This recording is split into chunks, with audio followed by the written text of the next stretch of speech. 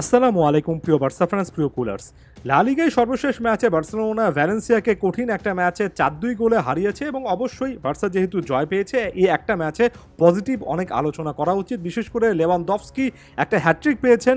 লেভানডফস্কির সৌজন্যে বার্সেলোনা শেষ মুহূর্তে এসে কামব্যাক করতে পেরেছে, সবকিছু বেটার একটা দিকই আসলে নির্দেশ করে। তবে এটার পেছনে কিন্তু অনেক গল্প থাকে এবং সেটা নিয়ে মূলত আলোচনা করব। তবে তার আগে বলে নিচ্ছি, একেবারে ঢালাওভাবে সমালোচনা করার জন্য কন্টেন্টটা বানাইনি, বরঞ্চ বাস্তবতা রিয়েলিটিটা একটু চেক করে নিচ্ছে।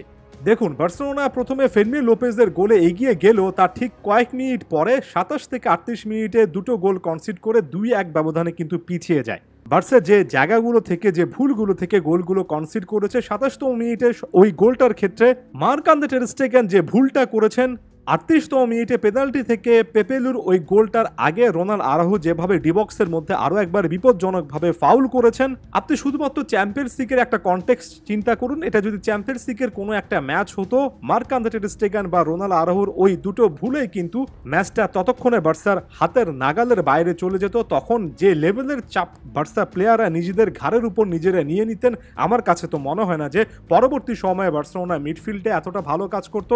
আমার কাছে এটাও মনে হয় না যে পরবর্তী সময়ে রবার্ট লেভানডফস্কির মতো একজন ফুটবলারও এতটা ইন্ডিভিজুয়াল ব্রিলিয়ান্স দেখাতে পারতেন। ওই চাপের কাছে যে বার্সেলোনা ভেঙে পড়ে, আমরা প্যারিস সেন্ট জার্মের বিপক্ষে চ্যাম্পিয়ন্স লিগের সর্বশেষ এনকাউন্টারে দেখেছি।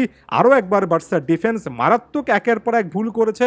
আরও একবার মার্ক-আন্দ্রে টের স্টেগেন হুট করে একেবারে তার সঙ্গে মানানসই নয় এমন একটা ভুল করলেন। আরও একবার ডিবক্সের মধ্যে বার্সার একজন সেন্টার ব্যাক ফাউল করে বসলেন, যেখান থেকে বার্সেলোনা পেনাল্টি কনসিড করলো। জাস্ট বিকজ এটা একটা লা লিগা ম্যাচ ছিল, জাস্ট বিকজ এখানে আপনার জিততেই হবে এমন টাইপের চাপ নেই, থাকলেও চ্যাম্পিয়ন্স লিগের চেয়ে কম। এ কারণে আমার কাছে মনে হয় বার্সা শেষ পর্যন্ত ম্যাচটা বের করে আনতে পেরেছে। না হলে আমার কাছে মনে হয় বার্সা যেভাবে ভুলগুলো করছে, ক্রুশাল মোমেন্টে প্রতিপক্ষকে রীতিমতো ম্যাচের বাটনটা যখন নিজের কাছে থাকে সেখান থেকে তাদের হাতে গিফট করা, এই জিনিসগুলো বার্সা থেকে একেবারেই যাচ্ছে না।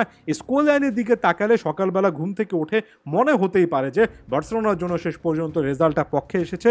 লেভানডফস্কিকে অনেক অনেক গুণগান করা যায়, তবে বার্সার জায়গা মতো ম্যাচের ক্রুশাল মোমেন্টে ভুলের পর ভুল করছে। আপনি লা লিগায় এমন টাইপের সিচুয়েশনে ম্যাচের পর ম্যাচ জিতবেন, তবে একটা এল ক্লাসিকো যেতে হবে না, চ্যাম্পিয়ন্স লিগে একটা ম্যাচ যেতে হবে না যদি এই ভুলগুলো থেকে আপনি বের হতে না পারেন। অবশ্যই লেভানডফস্কির এই গোলগুলো প্রশংসা করতে হবে, তবে লেভানডফস্কি তার এই বেস্ট একটা ফর্মটা চ্যাম্পিয়ন্স লিগে যদি দেখাতে পারতেন, সিজনের আরও আগে যদি এই টাইপের হেডিংগুলো লেভানডফস্কি করতে পারতেন।